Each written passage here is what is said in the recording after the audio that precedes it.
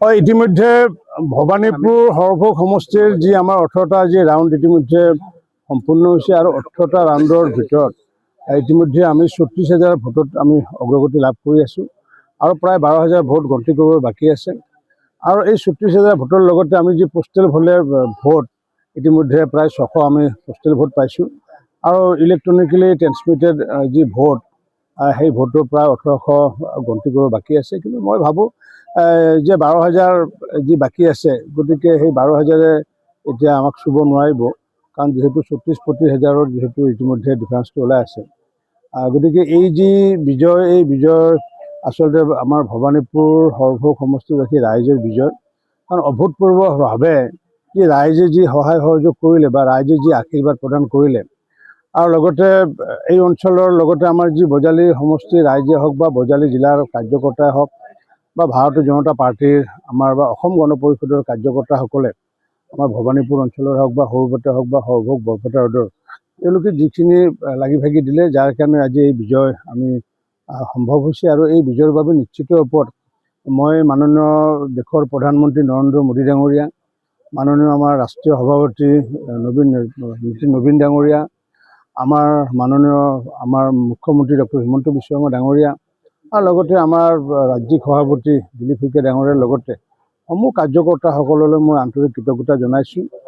আৰু আমাক এই ক্ষেত্ৰত আমাৰ কাৰ্যকৰ্তাসকলৰ লগতে আমাৰ সংবাদ মাধ্যমেও যিখিনি সহায় সহযোগ কৰিলে তেওঁলোককো মই আন্তৰিক ধন্যবাদ জনাইছোঁ। আৰু এই বিজয় আমাৰ বিজয় বুলি মই ধৰা নাই, ৰাইজৰ বিজয় বুলি ধৰিছোঁ, কাৰণ যিহেতু ৰাইজৰ বাবে কাম কৰাৰ কাৰণে যিহেতু নিৰ্বাচনত অৱতীৰ্ণ হৈছোঁ, গতিকে প্ৰথম অৱস্থাত বিভিন্ন ধৰণৰ স্পেকুলেশ্যন আছিলে, ৱাটাৰ লো হ'ব, বিভিন্ন ধৰণৰ CPM-ৰ যি বক্তব্য আছিলে সেই বক্তব্যক মানুহ বিভ্ৰান্ত কৰিছিলে। আৰু আমি সেই বক্তব্যৰ বিপৰীতে আমি নিশ্চিত প্ৰদান কৰিছিলোঁ যে তেওঁলোকে যিমানে যি নকওক কিয়, কাৰণ কমিউনিষ্টে ইয়াতে কোনো কালে আচলতে জিকিব পৰা পজিশ্যন যদিও পূৰ্বতে আছিলে। 2011 চনত যিহেতু মই তেওঁলোকৰ আমানতৰ ধন বাজেয়াপ্ত কৰি পেলাই পৰাজিত কৰিছিলোঁ, 2016 চনত প্ৰায় 30,000 ভোটত ব্যৱধানত আমি পৰাজিত কৰিছিলোঁ। আৰু 2011 চনত ভাৰতবৰ্ষৰ ভিতৰত প্ৰথম কমিউনিষ্ট যদি হৰুৱা যদি কাৰ্যকৰ্তা আছে ভাৰতবৰ্ষৰ ভিতৰত কাৰ্যকৰ্তা, সেয়া কাৰ্যকৰ্তা হৈছে সৰভোগ সমষ্টিৰ কাৰ্যকৰ্তা।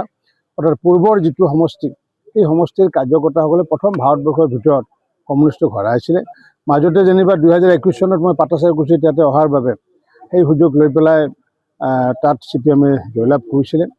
কিন্তু এইবাৰ মই পুনৰ ৰাইজৰ যি মোৰ আহ্বানত আৰু দলে দিয়া সিদ্ধান্তৰ আহ্বানত মই তাতে গৈ যি নিৰ্বাচনত অংশগ্ৰহণ কৰিলোঁ, নিশ্চিত ওপৰত নতুনকৈ আজিৰ পৰা আচলতে মই ৰিলেক্স অনুভৱ কৰা নাই যে আজিৰ পৰা পুনৰ দায়িত্ব বাঢ়িলে আৰু গধুৰ দায়িত্ব হৈছে। এতিয়া বজালীত যদি মই নিৰ্বাচন খেলিলোহেঁতেন, বজালীত ইতিমধ্যে বহুত কাম কৰি থৈ দিছিলোঁ, 80% কাম কৰি থৈ দিছিলোঁ, 20% কাম হয়তো কৰিলোহেঁতেন। কিন্তু এতিয়া মোৰ কাৰণে ভবানীপুৰ অঞ্চল বা সৰুপেটা অঞ্চলেই হওক বা গোৱাগাছা অঞ্চলেই হওক বা হাউলি অঞ্চল মোৰ কাৰণে যি নতুন অঞ্চল, কাৰণ সেই অঞ্চলত মই বিধায়ক নাছিলোঁ। সৰভোগ বৰপেটা ৰোডত পূৰ্বতে কাম কৰিছোঁ, প্ৰবৰ্ধনাত কাম কৰিছোঁ, তাতে কোনো ধৰণৰ সমস্যা নাই। গতিকে এই নতুন ৰেছপনচিবিলিটি নিশ্চিত ওপৰত আমি এতিয়া গ্ৰহণ কৰিছোঁ, আগন্তুক দিনত যাতে ৰাইজৰ আমি যাতে কাম কৰিব পাৰোঁ।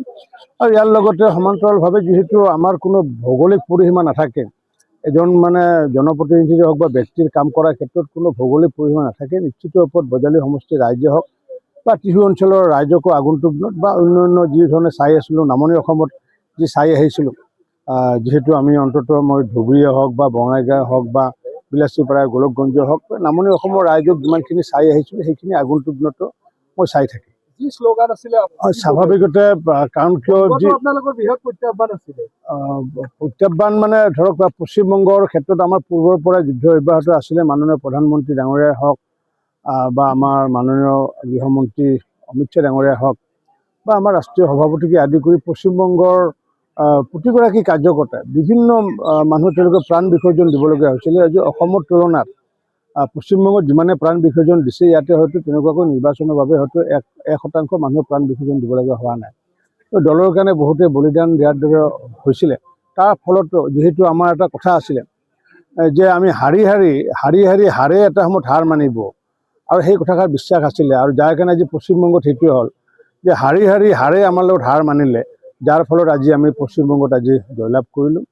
আৰু ঠিক তেনেকুৱাকৈ আজি অসমতো মাননীয় মুখ্যমন্ত্ৰী ডক্টৰ হিমন্ত বিশ্ব শৰ্মা ডাঙৰীয়াৰ যি তেওঁৰ মানে নেতৃত্বত বা তেখেতৰ যি দূৰদৰ্শী চিন্তা, তেখেতে যি সমাজখনক আগুৱাই নিয়াৰ কাৰণে যি প্ৰয়াস, আজি বহু 5টা বছৰ আগৰ পৰা যি পৰিকল্পনা কৰি পেলাই বিভিন্ন ধৰণে ৰাইজক যি সেৱা আগবঢ়াই আহিছে, যাৰ কাৰণে অসমত ৰাইজে বিভিন্ন ধৰণৰ ইটিকিং কৰাৰ কথা কৈছিলে, কিন্তু সেইবোৰ ভূক্ষেপ নকৰি পেলাই তেখেতে কাম কৰি গৈছিলে। তেখেতে কাৰ্যকৰ্তাসকলক কাম কৰি যোৱাৰ কাৰণে সাহস দিছিলে আৰু সমান্তৰালভাৱে ৰাজ্যিক সভাপতি দিলীপ শইকীয়া ডাঙৰীয়াক যি সাহস দিছিলে, যাৰ ফলস্বৰূপে আজি চৰকাৰখন মাননীয় মুখ্যমন্ত্ৰী ডক্টৰ হিমন্ত বিশ্ব শৰ্মা ডাঙৰীয়া আৰু লগতে মাননীয় আমাৰ ৰাজ্যিক সভাপতি দিলীপ শইকীয়া ডাঙৰীয়াৰ নেতৃত্বত আজি আমাৰ অসমতো পুনৰবাৰ আমি দ্বিতীয়বাৰৰ কাৰণে হিমন্ত বিশ্ব শৰ্মা ডাঙৰীয়াৰ চৰকাৰ হ'বগৈ। বিজেপিৰ চৰকাৰ তৃতীয়বাৰৰ কাৰণে হ'ব। কিন্তু আমি আগন্তুক দিনতো আমি 31 চনতো আমি মাননীয় মুখ্যমন্ত্ৰী ডক্টৰ হিমন্ত বিশ্ব শৰ্মা ডাঙৰীয়াক পুনৰ মুখ্যমন্ত্ৰী পাতিব লাগিব। কাৰণ কিয় আমাৰ এটা কথা এটা আছে, বিশেষকৈ মোৰ এটা মনত ইচ্ছা এটা আছে যে 15টা বছৰ হিমন্ত বিশ্ব শৰ্মা ডাঙৰীয়াই অসমৰ কাৰণে কাম কৰিবলগীয়া আছে। কাৰণ কিয় অসমখনক যি নতুন ৰূপত সজোৱাৰ কাৰণে যি ব্যৱস্থা কৰিছে, এই কাম কৰোঁতে 15 বছৰ সময় লাগিব বুলি মই বিশ্বাসী। গতিকে এইবাৰ তেখেতে যি কাম কৰিব আৰু আগন্তুক দিনতো 31 চনতো যাতে ভাৰতীয় জনতা পাৰ্টিৰ নেতৃত্বত যাতে আমি যাতে পুনৰ NDA চৰকাৰ যাতে গঠন কৰি ডক্টৰ হিমন্ত বিশ্ব শৰ্মা ডাঙৰীয়াক 31 চনতো যাতে পুনৰ যাতে মুখ্যমন্ত্ৰী হিচাপে যাতে আমি পাওঁ, তাৰ কাৰণে এতিয়াৰ পৰা আমি পৰিকল্পনা আমি গ্ৰহণ কৰিম। যিকোনো খবৰৰ বাবে যোগাযোগ কৰক আমাৰ এই নম্বৰত 9181 307 2221।